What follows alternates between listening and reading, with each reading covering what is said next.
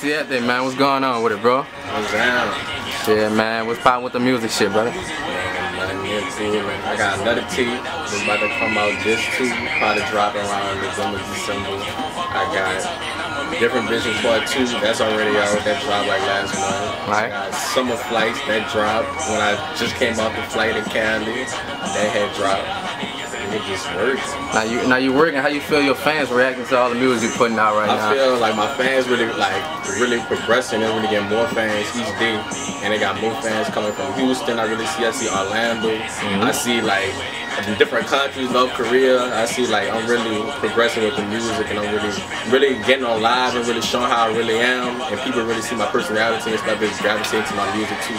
Definitely, man. Now we talked a little bit off camera before the interview, but before we jump into all that, like where this music scene all started for you, man? How old was you? Well, I was in the choir and I was singing and stuff. That's how I first started to the music, period. And I was like 7 years old. So from that, I was like recording on the app, like on the Apple iPod or whatever, putting it close to the computer. And with my partner, we was just rapping, just making mixtapes, like 20 songs, like doing that. Then we slept on it for a bit. And then we had went on. I started like another partner.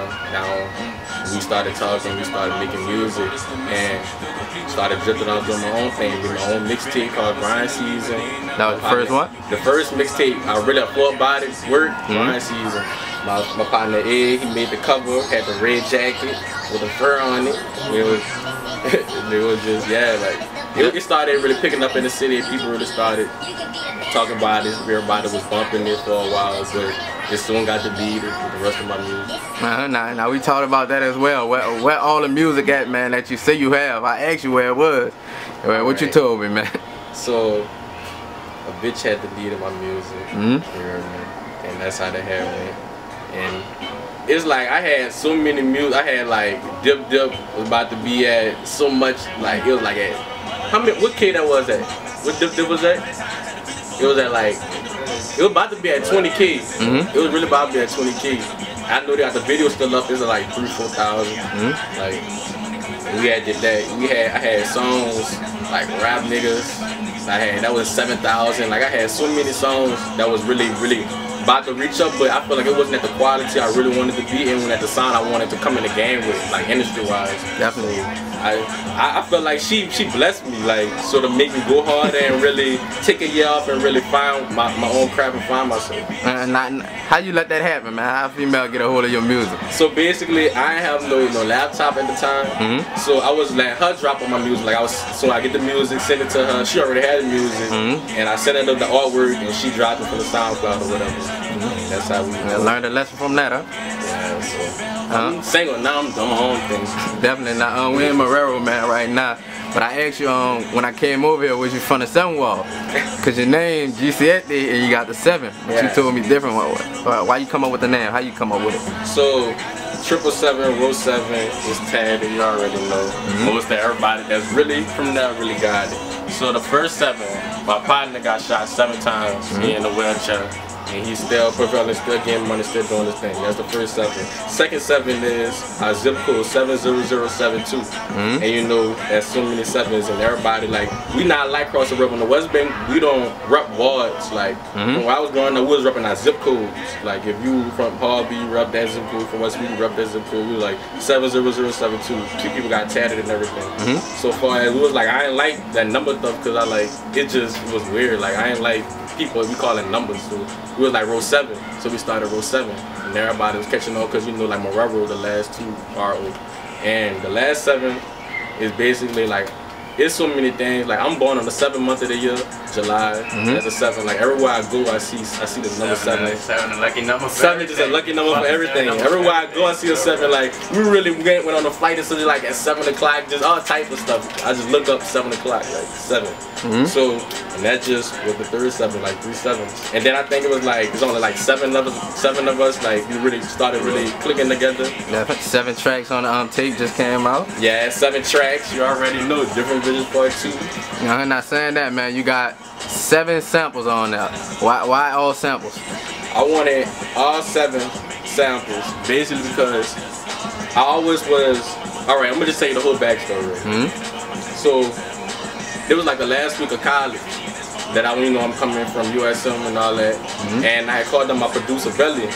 Like basically I had like a whole project when I first got into college in August, and I was like, I want to just study the game, like study Prince, study Michael Jackson, study like even the old blues, like people that was really like the foundation of the whole music crowd before hip hop even came. So what basically I had went far as I started listening to Prince 1 month, started listening to Michael Jackson 1 month. But Michael Jackson was the last person that I had studied, because I knew everybody knew Michael Jackson, but I wanted to get a little more deeper. Right. So in the last month I had did Michael Jackson, and I was like, man, we should need to do a whole tape, basically all samples. Nobody wanted, like Currency and people like that I looked up too, they was doing stuff like that, I always admired that, so I was like, we need to do that.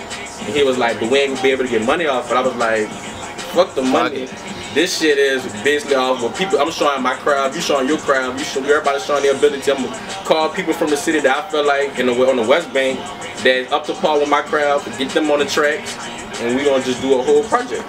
Not collaborative. Not saying that. A lot of rappers, you say you study Prince, Michael Jackson. A lot of rappers wouldn't even I guess go into the singing in the pop or the rock. Yeah. Well, you feel you I guess you got a different creative sense. Like yeah, like basically just like an ear for music. Like me and my partner Ed, we always was the different ones when it come down to like music. Like we'll listen to Frank Ocean, they'll be like, man, y'all tripping, listen to that shit. Like we listen to Frank Ocean, like listen to like, I'm like basically on Get Around. That was coming from Gorillaz, the rock band. So I would listen to Gorillaz. I remember waking up in the morning, MTV Jams, watching Gorillaz. I'm like, that's a cartoon band. Like that shit looked cool to me. So I liked that shit, that type of shit. And basically, me going back from me being in the choir and shit, like gospel music, that's why I get like the melodies, different things, taking that, putting it on a rap track, on a trap type beat, and making it flow. Definitely, man. Like sitting in school, you say you coming back from school. Do you sit in your dorm room or sit wherever you at and just pick your own samples out, your own patterns, own beats?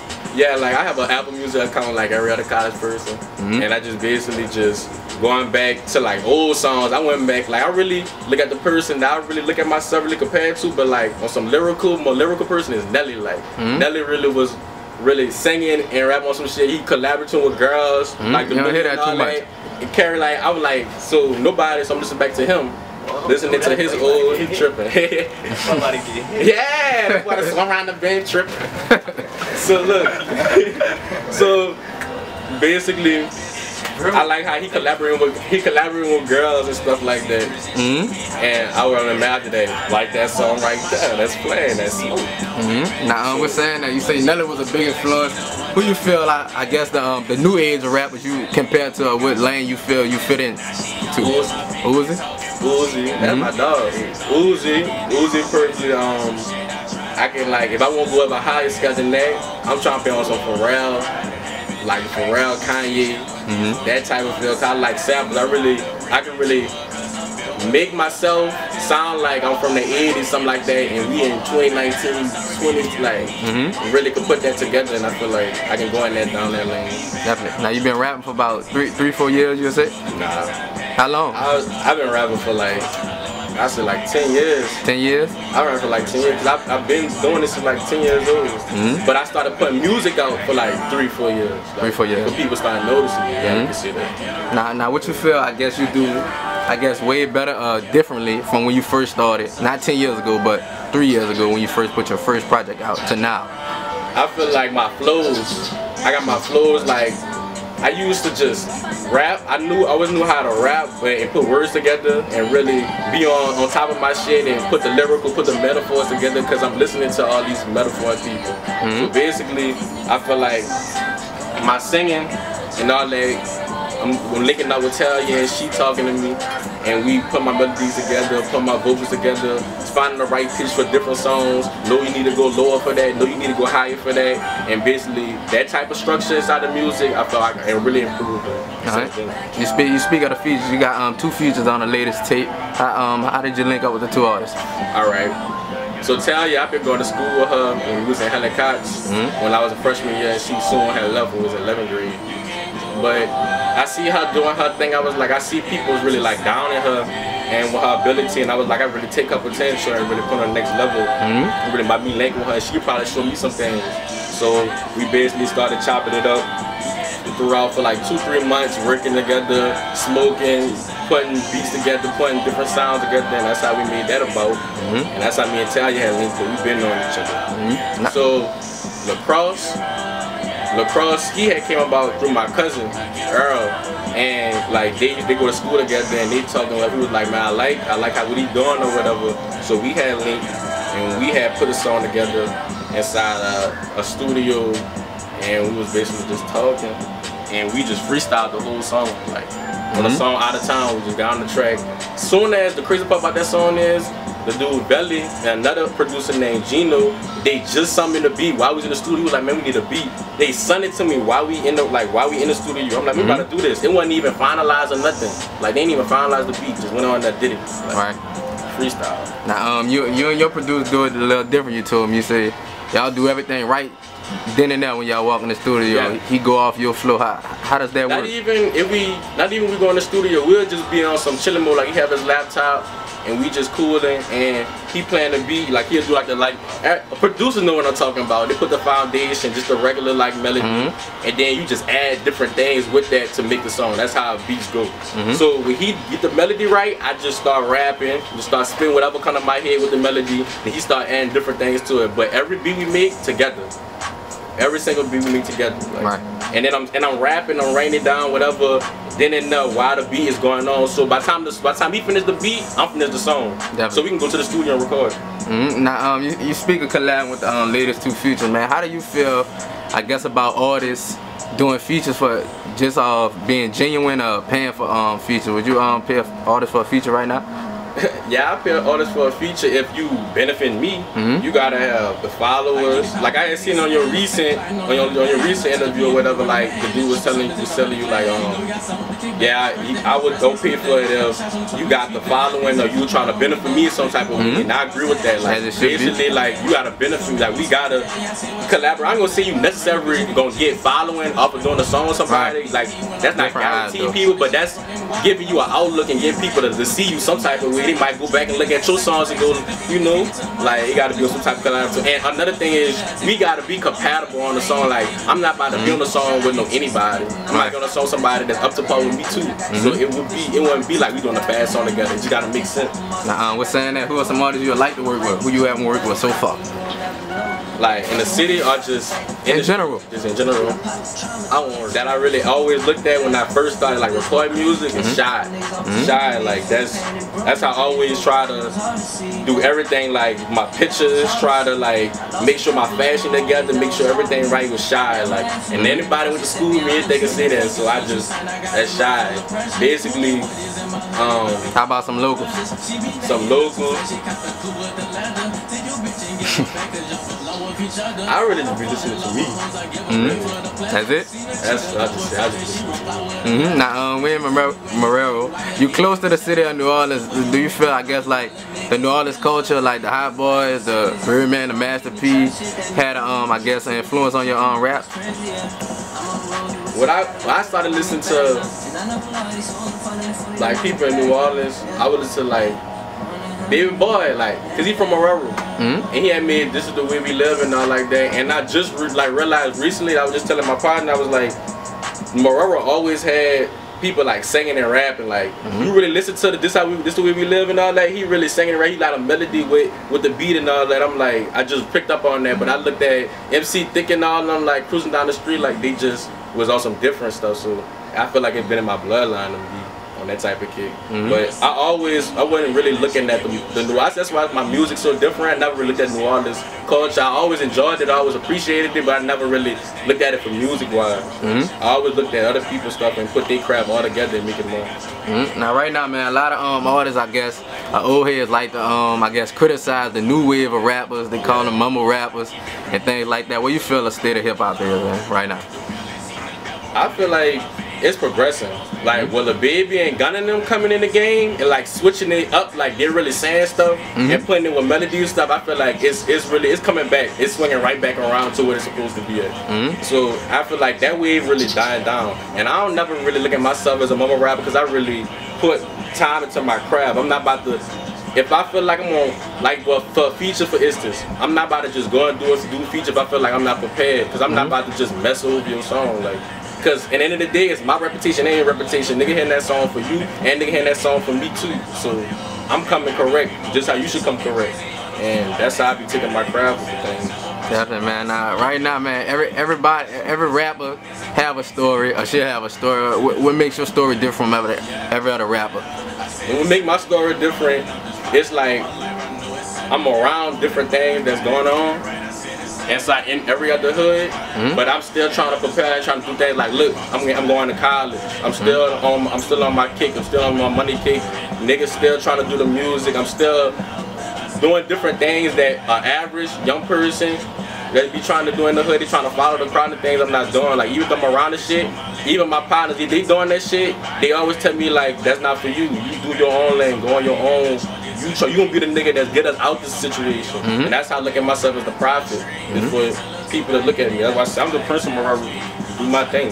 Prince of Marrero? I'm the Prince of Marrero. I would try to put myself on a platform to make everybody in Marrero can win. And not just after I do Marrero, get everybody on the West Bank. And after the West Bank, if everybody else on the other side will come along, they come along too. Now, what you feel you at out of 1 through 10 scale in your career right now? What you mean, like what level you feel on? 10 is the I guess sign where you want to be at. 1 is the lowest. 0 is the lowest. I'm always trying to be better than the last song. Like, I always look at my songs. It's like points. Like, if I made Insane, all right, I gotta make a quarter song in that. Made New Ice Gold. You made New Ice Gold, all right, you gotta make quarters. I made Big Shit. You made Big Shit, all right, I made a quarter song. Like, that's how I do it, like points. So basically, I'm always gonna look at myself as a 1 or something like that, cause I gotta always gotta go better than that. I always gotta go better than that. But if people be telling me I'm at 100, like you already there, I'm like, nope, I gotta go more. I gotta do better than that. Now, in this rap game, man, I guess, what's the main thing you hate about being in a rap game, and the main thing you love? I love, everybody love the money. Like, who don't love the money? But at first, I loved it. I liked it to be like people like paparazzi. I was thinking myself like, how I'm gonna interfere with that, how I'm gonna go about it in situation. TMZ run up on you, what the things you would say in the interview, what the things you gonna see.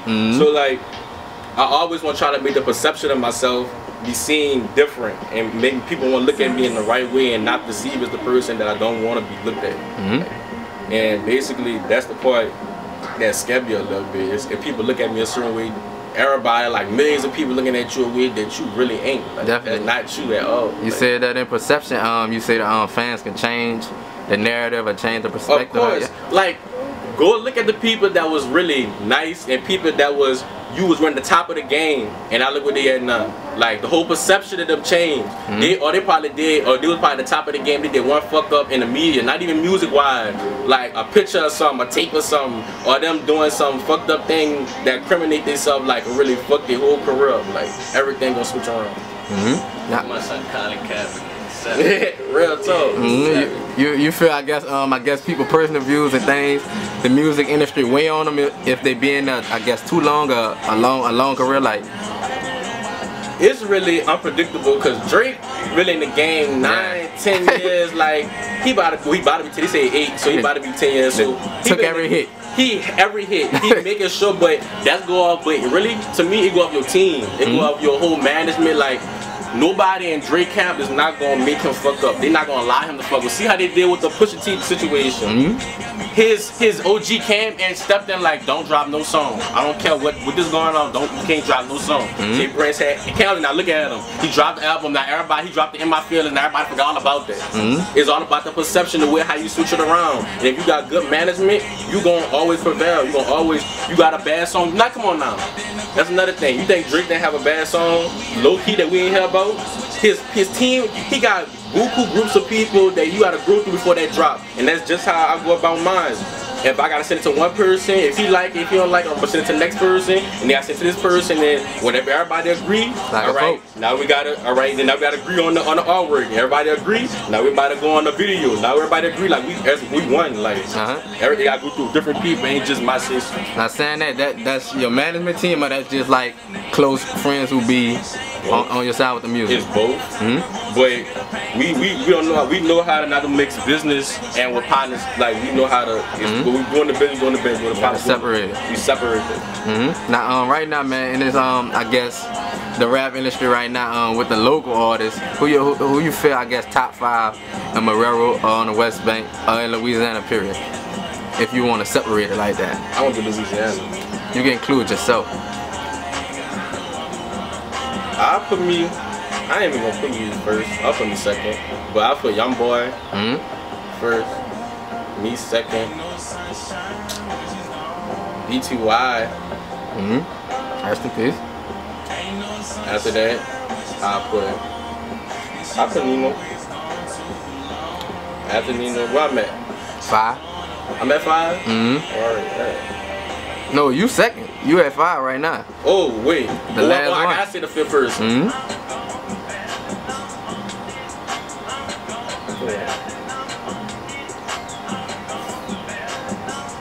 Louisiana, son. We bumping. Man. I fuck with Tech. Now a lot of people feel Baton Rouge got the weed right now. Them in Atlanta, why you feel Baton Rouge got the weed? I guess over the cities.